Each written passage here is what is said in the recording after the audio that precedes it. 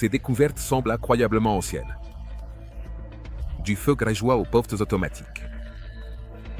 Voici 20 technologies anciennes trop avancées pour leur époque. Numéro 20. Le feu grégeois. Il y a une raison pour laquelle la civilisation grecque est encore célébrée aujourd'hui. Ils nous ont laissé beaucoup de choses à déchiffrer, de leur histoire à leur mythologie, en passant par leurs inventions.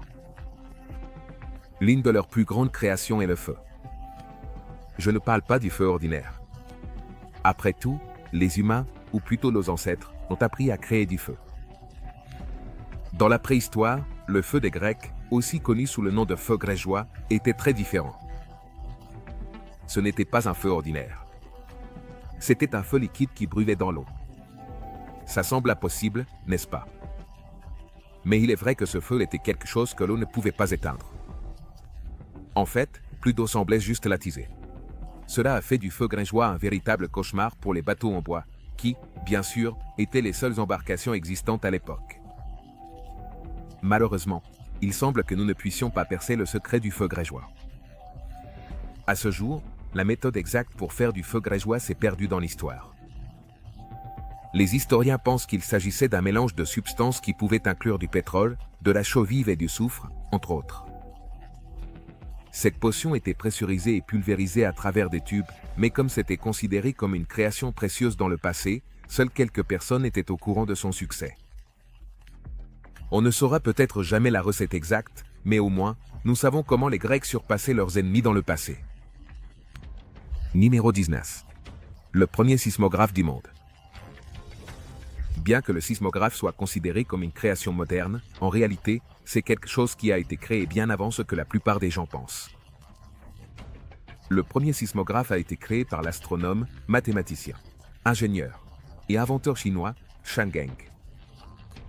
Pour la plupart des gens, cela peut sembler un vase ordinaire, mais le fonctionnement de ce sismographe est incroyablement complexe. Autour de la partie supérieure de cette jarre ornée, il y avait 8 têtes de dragon, chacune orientée vers un des points cardinaux. Nord, nord-est, etc. Sous chaque dragon, il y avait un crapaud la bouche ouverte, regardant vers le haut. À l'intérieur du récipient, un mécanisme réagissait lorsque les ondes sismiques générées par un tremblement de terre secouaient l'instrument. Cela activait un mécanisme qui faisait tomber une boule de la bouche d'un dragon dans la gueule d'un crapaud qui attendait en dessous, indiquant la direction de l'épicentre du tremblement de terre. Cela n'indiquait pas seulement qu'un tremblement de terre s'était produit, mais cela donnait aussi une indication approximative de l'endroit où cela avait eu lieu. Cela signifie que toute cette création dépendait d'opérations mécaniques, donc une seule erreur de calcul pourrait faire en sorte que la machine ne fonctionne pas. Alors que les sismographes que nous avons aujourd'hui sont beaucoup plus précis, la création de Chang Geng était vraiment quelque chose de bien plus avancé pour son époque. En fait, c'était tellement avancé que les gens de l'époque ne croyaient pas que ça allait fonctionner jusqu'à ce qu'un tremblement de terre se produise. Et la machine de Chang Geng a prédit son origine. Numéro 18. Chariot pointant vers le sud. Maintenant, voici une autre invention qui est née dans la Chine ancienne. Cette fois, c'est un chariot. Mais encore une fois, ce n'est pas un chariot ordinaire. Ce chariot avait l'habitude d'avoir une figure perchée dessus. Que ce soit sous forme humaine ou de créature mythique. Cette figure n'est pas purement esthétique, mais plutôt pour la navigation. Comme son nom l'indique, le chariot qui pointe vers le sud est toujours, en train de pointer vers le sud. Ce n'est pas dû au magnétisme. Comme on peut l'imaginer, les boussoles magnétiques ne seraient pas utilisées pendant des siècles. À la place, la magie derrière ce dispositif était, une fois de plus, purement mécanique. Le mécanisme consistait en un système d'engrenage différentiel qui peut sembler moderne, mais les anciens étaient bien en avance sur nous. Les engrenages étaient conçus pour compenser les virages des chariots, ajustant l'orientation des figures pour qu'elles restent constamment pointées vers le sud. Le différentiel, qui est essentiellement une configuration dans laquelle l'entrée d'une seule source peut actionner plusieurs sorties à des vitesses différentes. C'était le secret de cette création. Le char orienté vers le sud est mentionné pour la première fois dans un texte du IIIe siècle, après J.C. Mais son invention est attribuée à la période des États en guerre, bien plus tôt, vers le VE siècle avenue J.C. Malgré cela, les détails précis de sa construction et de son fonctionnement se sont perdus dans le temps. Avec ce brillant mécanisme, le chariot qui pointait vers le sud est devenu un outil pour les voyageurs, les armées, et même les empereurs, les guidant à travers les vastes et variés paysages de la Chine ancienne. Numéro 17. Acier de Damas. L'acier de Damas est l'un des meilleurs matériaux au monde. Comme son nom l'indique, il provient de l'ancienne ville de Damas, en Syrie. Connu à son époque comme un centre de commerce et d'artisanat, il n'est pas surprenant que ce matériau incroyable en soit issu. Les épées et les lames forgées avec de l'acier de Damas étaient extraordinairement tranchantes, durables, et capables de se plier sans se casser. Le secret de cet acier réside dans la façon dont il était forgé. Cette technique, connue sous le nom de soudure par motif, crée un matériau composite avec des propriétés supérieures à celles de n'importe quel métal pris isolément. Les cousses d'acier avec différentes teneurs en carbone. Ils étaient pliés et martelés à plusieurs reprises, créant le motif ondulé caractéristique qui rend l'authentique acier de Damas reconnaissable instantanément. Ça peut sembler simple, mais il y a des étapes dans cette méthode qui n'ont pas encore été récupérées. Une fois de plus, la méthode originale de création de l'acier de Damas a été perdue depuis longtemps. Vers le XVIIIe siècle, beaucoup pensent que l'ingrédient clé était l'acier oud, un acier de creuset produit en Inde. L'acier oud contenait des impuretés spécifiques qui contribuaient à la formation des motifs caractéristiques de l'acier de Damas et à sa fameuse résistance et tranchant. De nos jours, le terme acier de Damas ne fait pas référence à la lame elle-même, mais est uniquement utilisé pour décrire l'acier qui imite l'apparence de l'original, grâce à des techniques modernes de soudure par motif. À ce jour, on discute beaucoup pour savoir si l'acier de Damas moderne égalise la qualité de celui produit dans l'Antiquité. Si vous demandez aux historiens, ce produit dans l'Antiquité surpassait de loin leurs homologues modernes. Numéro 16. La coupe de Lycurgue et la nanotechnologie. Saviez-vous que les Romains connaissaient la nanotechnologie? Bien sûr, pas dans la même mesure que nous aujourd'hui, mais ils savaient suffisamment pour créer la coupe de Lycurgue. Ce calice en cristal romain du siècle doit son nom aux illustrations représentant le mythe du roi Lycurgue. Ce qui est incroyable avec cette coupe, c'est que, lorsqu'on l'éclaire de face, elle brille d'une couleur vert jade, mais quand on la regarde en contre-jour, elle devient translucide et d'un rouge rubis intense. C'est une œuvre de la nanotechnologie. Le cristal de Lycurgue est imprégné de minuscules particules d'or et d'argent de jusqu'à 50 nanomètres de diamètre. C'est-à-dire, moins d'un millième de la taille d'un grain de sel de table. Ces particules sont si finement réparties dans le cristal qu'elles modifient la façon dont la lumière se reflète et se transmet à travers le vase, créant un impressionnant effet de changement de couleur. Cette technique n'a été comprise qu'au XXe siècle, lorsque des chercheurs modernes ont découvert que les artisans romains avaient d'une certaine manière maîtrisé l'art de créer un vase dichroïque, un terme provenant du grec dichru, qui signifie de deux couleurs. Cela signifie que les Romains maîtrisaient une technique des milliers d'années en avance sur leur époque. Les artisans ne comprenaient pas la nanotechnologie et ne savaient même pas qu'ils s'y amusaient. Tout ce qu'ils comprenaient, c'étaient les propriétés sur lesquelles ils travaillaient, et cela s'est en quelque sorte transformé en cette création étonnante qui était très en avance sur son temps. Numéro 15. Mécanisme denticitaire. Découvert dans un naufrage au large de l'île grecque d'Anticythère en 1901, le mécanisme denticitaire est un appareil considéré comme un ordinateur ancien. Techniquement parlant, c'est vraiment le premier outil utilisé en informatique par les anciens. Avec son système complexe d'engrenages et de cadrans en bronze, le mécanisme denticitaire était utilisé pour prédire les positions astronomiques et les éclipses, ainsi que pour suivre le cycle de 4 ans des Jeux olympiques antiques. Le niveau de sophistication mécanique du mécanisme est incroyable. Comme rien de tel n'apparaîtra avant 1000 ans, une grande précision était nécessaire pour que cet ancien ordinateur fonctionne. Les engrenages sont finement élaborés, avec des dents taillées à des angles qui démontrent une compréhension avancée des systèmes d'engrenages différentiels, qui ne seront pas revus avant le développement des horloges modernes au XIVe siècle. La découverte du mécanisme denticitaire a forcé les historiens à reconsidérer les capacités technologiques des anciens Grecs. Il est clair qu'ils avaient non seulement une connaissance approfondie des phénomènes astronomiques, mais aussi la capacité de créer une machine capable de modéliser ces phénomènes avec une précision remarquable. Et pourtant, malgré plus d'un siècle d'études, de nombreuses questions demeurent sur le mécanisme denticitaire. Comment était-il utilisé? Qui était son créateur? Quelles autres technologies pouvaient exister à cette époque et qui se sont perdues? Nous n'avons toujours pas obtenu de réponse à aucune de ces questions. Numéro 14. Batterie de Bagdad. En 1938, des archéologues ont découvert un vase près de Bagdad, en Irak. Ce vase est essentiellement une jarre en argile qui mesure environ 12 cm de haut. On pense qu'elle remonte à l'époque parthu-sassanide, vers 200 avenue Gypsé. Jusqu'à 200 après. Gypsé. À l'intérieur, il y a un cylindre en cuivre qui contient une barre de fer.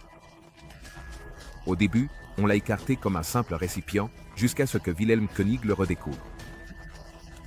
Lorsque Wilhelm König, un archéologue autrichien, a découvert cet artefact dans le sous-sol du Musée national d'Irak, il a été fasciné par sa fonction possible.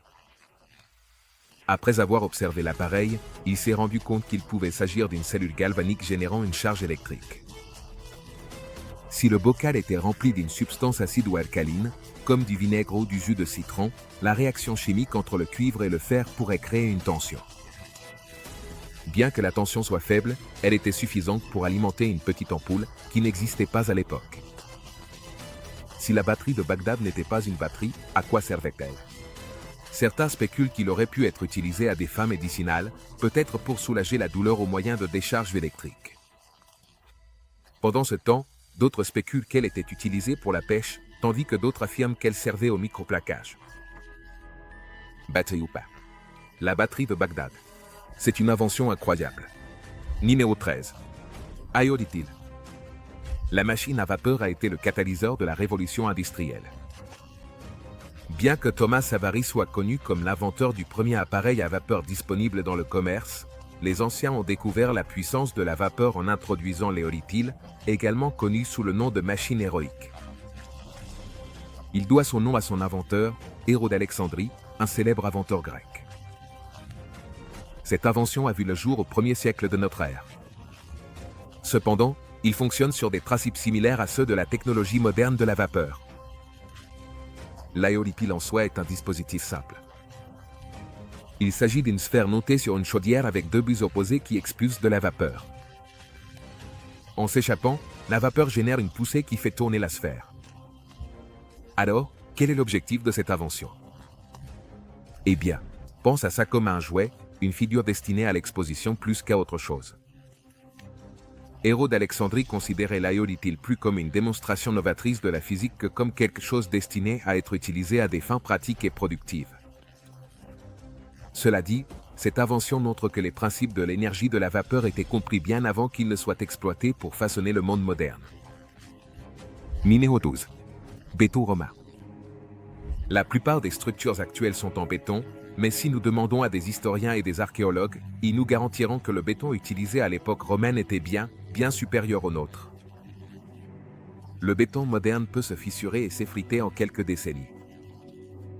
En revanche, le béton romain peut être immergé dans l'eau, même salée, y durer des siècles, voire des milliers d'années.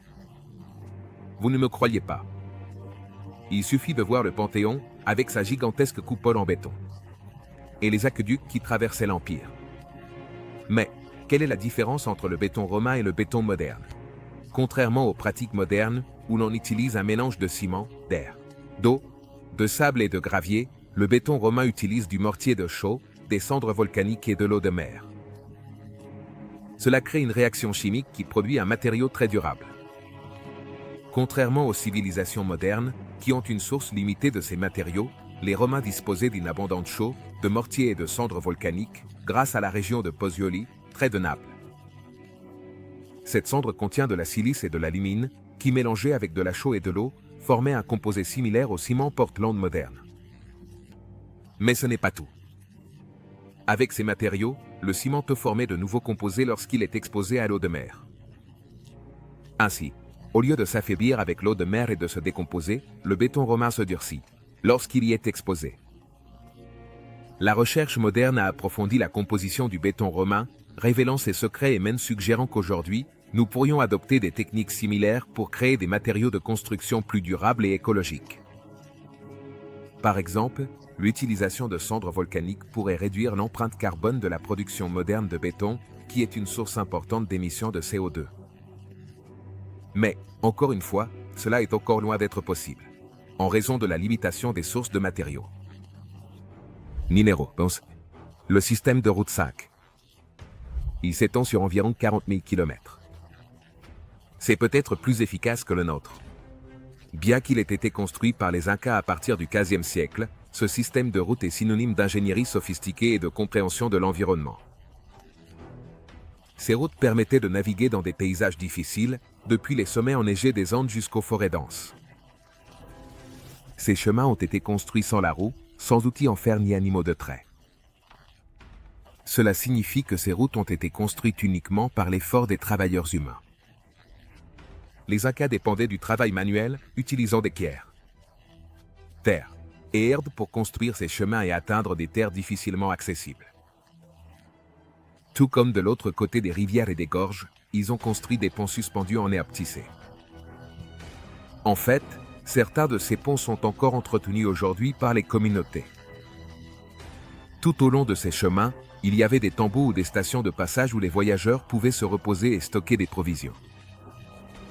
Ces tombeaux étaient cruciaux pour le réseau de coureurs connu sous le nom de chasques, qui transmettaient des messages à travers l'Empire à une vitesse incroyable, grâce à ce système de route bien entretenu. En gros, c'est difficile de croire que ce système de route a été construit par des gens il y a des milliers d'années. Le fait qu'il l'ait utilisé pour prospérer est un accomplissement incroyable. Numéro 10. L'horloge à eau grecque. Également connu sous le nom de clepsydre. C'est l'un des premiers instruments développés pour mesurer le temps. Les Grecs n'étaient pas la seule civilisation ancienne à utiliser des horloges à eau, mais ils les ont perfectionnées et les ont utilisées de manière incroyablement avancée pour leur époque. Le fonctionnement de cette horloge à eau est assez simple. Il consiste en un récipient rempli d'eau, qui s'écoule lentement à travers un petit trou au fond, marquant le niveau de l'eau à intervalles réguliers à l'intérieur du récipient. Les Grecs pouvaient mesurer le passage du temps. Au fur et à mesure que le niveau de l'eau baissait, on pouvait ajuster le débit pour que l'horloge soit la plus précise possible. La clepsydre était utilisée pour réguler la durée des discours, garantissant que chaque orateur disposait d'un temps juste et limité pour présenter son cas. Elle était également utilisée lors d'actes publics et privés, allant des compétitions athlétiques à la régulation des horaires quotidiens dans les monastères. C'est aussi utile que les horloges modernes que nous avons aujourd'hui. Numéro 9. La fontaine d'Héron. C'est une autre création d'Héron, le grand inventeur d'Alexandrie. Cet artefacté fonctionne sans pompe visible, mais il parvient à recycler sa propre eau et repose sur la pression de l'air et de l'eau. Ces principes peuvent paraître simples aujourd'hui, au point qu'ils sont enseignés dès l'école primaire. Cependant, pour les gens d'autrefois, c'était un concept révolutionnaire. Mais, comment ça fonctionne ? Le système se compose de 3 récipients. Le premier, situé en haut, contient l'eau qui s'écoule vers la fontaine. Le deuxième récipient est caché en dessous et sert de chambre à air. Le troisième, également en dessous, recueille l'eau de la fontaine. Quand l'eau du récipient supérieur s'écoule vers le deuxième, elle pousse l'air à travers un tube vers le troisième récipient. Cet F sous pression pousse l'eau dans le troisième récipient, vers le haut, créant un jet qui maintient le débit de la fontaine. C'est très simple, n'est-ce pas? Pour les gens de l'Antiquité, cependant, cette création était une grande avancée. Numéro 8. Les pyramides. Bien sûr, l'une des plus grandes choses que l'ancienne civilisation égyptienne a laissé derrière elle sera dans cette vidéo. Les pyramides d'Égypte. La plus grande d'entre elles, la grande pyramide de Khéops, se dresse comme la seule merveille survivante du monde ancien. Construire des structures aussi gigantesques nécessitait plus que de la force brute. Cela exigeait des techniques d'ingénierie sophistiquées, une connaissance approfondie des mathématiques et une énorme main-d'œuvre. Le processus de construction commençait par la sélection minutieuse de l'emplacement et l'alignement de la pyramide avec les points cardinaux de la boussole, ce qui démontrait les connaissances avancées en l'astronomie des Égyptiens. Ensuite, ils ont dessiné la base de la pyramide. s'assurant qu'elle soit nivelée avec un degré de précision qui reste impressionnant même aujourd'hui. Transporter les énormes blocs de pierre jusqu'au chantier était une tâche herculéenne. Les chercheurs pensent que les anciens bâtisseurs utilisaient des traîneaux en bois pour transporter les pierres sur le sable. Mouiller le sable devant les traîneaux réduisait la friction et facilitait le déplacement des charges lourdes. Certaines pierres étaient transportées depuis des carrières situées à des centaines de kilomètres et flottaient sur le Nil sur des barges. Concernant l'élévation des blocs, les théories suggèrent l'utilisation de rampes. Ces rampes, constituées de briques de terre et de batardeaux en calcaire, pouvaient être droites ou s'enrouler autour de la pyramide. Les ouvriers ont traîné les blocs de pierre sur ces rampes jusqu'à leurs positions respectives. La précision avec laquelle les pyramides ont été construites est extraordinaire. La grande pyramide de Gizeh, par exemple, a été construite avec plus de 2 millions de blocs de pierre, chacun pesant en moyenne 2,5 tonnes. Et s'aligne presque parfaitement avec les points cardinaux. Ce niveau de précision, atteint sans l'aide de la technologie moderne, montre à quel point l'ancienne civilisation égyptienne était avancée. Numéro 7. Ancienne grue. Avant l'invention des grues, le monde ancien dépendait largement de la main-d'œuvre et de machines simples comme des rampes et des leviers pour déplacer des objets lourds. Comme on dit souvent, le désespoir est la mère de la créativité. C'est donc logique que nos ancêtres aient donné la priorité à l'invention de choses qui aidaient à construire des structures anciennes. Il est vrai que les premières grues ont été utilisées vers le VIe siècle, avant J.T. C'est déjà impressionnant. Au lieu d'énormes machines en métal, ces grues étaient fabriquées en bois combiné avec des cordes, des roues et des poulies. Le principe de base est simple.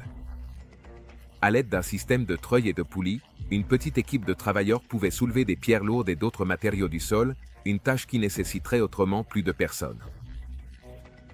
Encore une fois, le concept sur lequel repose ce système nous semble facile à imaginer, mais que les gens du 8 siècle avant Jésus-Christ y aient pensé est assez incroyable. Numéro 6. Le calendrier. Maintenant, les calendriers anciens sont dans une catégorie à part.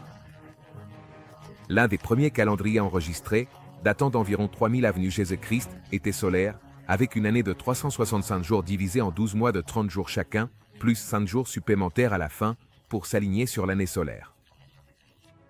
Mais les calendriers les plus anciens et les plus complexes connus de l'humanité appartiennent peut-être aux Mayas. La précision du calendrier maya, notamment dans les observations astronomiques, est incroyable. Avec ses calculs de l'année solaire et des cycles de Vénus étant incroyablement précis. Numéro 5. Lentille de Nimrod. Elle peut sembler ordinaire, mais la lentille de Nimrod est souvent saluée comme l'un des plus grands inventions de l'Antiquité. Découverte en 1850 dans l'ancien palais assyrien de Nimrod, dans l'actuel Irak, cette pièce de cristal de roche, datant d'environ 720 à 750 avenue Jésus-Christ, est considérée comme une lentille optique vieille de 3000 ans, utilisée pour agrandir des objets. La fabrication artisanale de l'objectif Nimrod est remarquable, compte tenu de l'époque de sa création. Sa fabrication nécessitait non seulement des connaissances avancées en optique, mais aussi la capacité de façonner avec précision le cristal de roche, une tâche qui posait des défis techniques considérables. Cependant, son but exact reste un sujet de débat. Certains chercheurs soutiennent qu'il s'agissait d'une lentille optique utilisée pour agrandir l'image, ou comme partie d'un télescope, ce qui implique que les Assyriens avaient peut-être la capacité d'observer les cieux plus clairement qu'on ne le pensait auparavant. D'autres suggèrent qu'elle pouvait être une pièce décorative ou utilisée pour concentrer la lumière du soleil afin d'allumer un feu. Certains prétendent que la lentille Nimrod n'est rien de plus qu'un simple morceau de pierre qui a été accidentellement coupé, d'une manière qui la rendait similaire aux lentilles modernes. Numéro 4. Pilier de fer de Delhi. Si vous vous trouvez dans la défunte Delhi, en Inde, il est très probable que vous voyez ce pilier infâme, le pilier de fer de Delhi. Ce pilier de 6 mètres de hauteur, datant d'environ l'an 402 de notre ère, a refusé de céder à la pourriture et à la rouille. Cette structure métallique porte les inscriptions des victoires d'un roi appelé Chandra, peut-être Chandra II. Malgré son ancienneté, elle est incroyablement résistante à la corrosion. Ce niveau de durabilité est inédit pour les objets en fer de l'époque, ni même plusieurs siècles plus tard. Ce qui a donné lieu à d'intenses spéculations et études sur les matériaux et les techniques utilisées dans sa création. Pour fabriquer une seule pièce de fer de cette taille, il aurait fallu forger des pièces plus petites ensemble, un processus qui aurait nécessité un four capable de produire des températures extrêmement élevées, sans parler d'un niveau de précision dans la forge qui était bien en avance sur son temps, bien qu'il ait commencé à montrer de petits, mais notables signes de corrosion. Reste l'une des merveilles anciennes les plus incroyables qui se sont conservées jusqu'à nos jours. Numéro 3. Le dodécaèdre romain. En regardant ce petit artefact, on pourrait penser que ce n'est pas grand-chose. Cependant, cet objet pentagonal creux en deux parties se classe parmi les objets les plus populaires créés par les Romains entre les 2e et 8e siècles de notre ère. Le génie derrière le dodécaèdre romain reste un sujet de spéculation, puisqu'aucun registre écrit de l'époque ne mentionne son utilisation ou son but. Ce manque de documentation a donné lieu à diverses théories sur le but de ces dodécaèdres. Cependant, nous avons une théorie sur leur utilisation. Le consensus général actuel est que le dodécaèdre était utilisé pour mesurer les angles et les distances, peut-être en rapport avec l'astronomie. Les différents diamètres des trous auraient pu être conçus pour s'adapter aux différentes tailles de corps célestes vues de la Terre, permettant aux anciens astronautes de suivre les mouvements planétaires ou de prédire les cycles agricoles. Si c'est vraiment le cas, le dodécagone serait parmi les objets les plus brillants créés dans l'Antiquité. Malheureusement pour nous, ces objets semblent être si compliqués qu'il est même difficile pour les experts modernes de comprendre exactement comment ils fonctionnent. Numéro 2. Tessaraconte. Si nous avons le Titanic comme merveille maritime, les gens de l'Antiquité avaient la Tessaracontaire, un nom qui se traduit littéralement par 40 rameurs. Ce bateau est gargantuesque en taille, comme le suggère son nom. C'est essentiellement un bateau à 40 rames. Elle a été créée à l'époque hellénistique et a été attribuée au royaume ptolémaïque d'Égypte, sous le règne de Ptolémée IV. Au IIIe siècle avenue JC, des historiens comme Calicinus de Rhodes parlent de cet énorme navire et le décrivent comme un bateau doté de 40 rangées de rames, dont la plus haute mesurait une longueur étonnante de 18 mètres. En raison de sa taille, les experts estiment qu'il pouvait facilement accueillir jusqu'à 4000 rameurs, 400 marins supplémentaires et 2850 soldats. Alors que le RM Titanic disposait d'énormes machines à vapeur passive, les Tessaracontaires dépendaient des rameurs et de leur coordination. Malheureusement, nous n'avons pas encore trouvé de preuve que ce bateau gargantuesque ait réellement été construit. Mais avec les archives historiques que nous avons trouvées aujourd'hui, les experts sont assez sûrs que ce bateau a vraiment été utilisé par les gens de l'Antiquité. Numéro 1. Portes automatiques. Je ne sais pas pour toi, mais je remercierai toujours les portes automatiques, surtout quand il s'agit de tout transporter en un seul voyage. Tout comme la plupart des gens, avec tout ce qui est avancé aujourd'hui, il peut être difficile de croire que les premières portes automatiques ont été créées il y a longtemps, au 1er siècle après Jésus-Christ. Oui, vous avez bien entendu. L'inventeur grec Hérode d'Alexandrie était à l'origine de la création des portes automatiques bien avant son homologue moderne. Son fonctionnement est impressionnant. Au 1er siècle après Jésus-Christ, lorsque les prêtres se préparaient pour une cérémonie sacrée, un feu était allumé sur un autel. Une fois allumé, la chaleur diffusait l'air à l'intérieur d'un récipient métallique situé sous l'autel. En se dilatant, l'air expulsait l'eau du récipient dans un seau. Le poids de l'eau dans le seau agit comme un contrepoids, tirant sur les cordes qui ouvrent les énormes portes du temple. Le processus n'est pas aussi simple que celui des senseurs modernes, mais il reste automatique si on y réfléchit. De plus, le fait que les peuples anciens aient réussi à réaliser une telle création démontre déjà à quel point le héros d'Alexandrie était vraiment étonnant. En tant qu'inventeur, merci de nous avoir regardés. À la prochaine.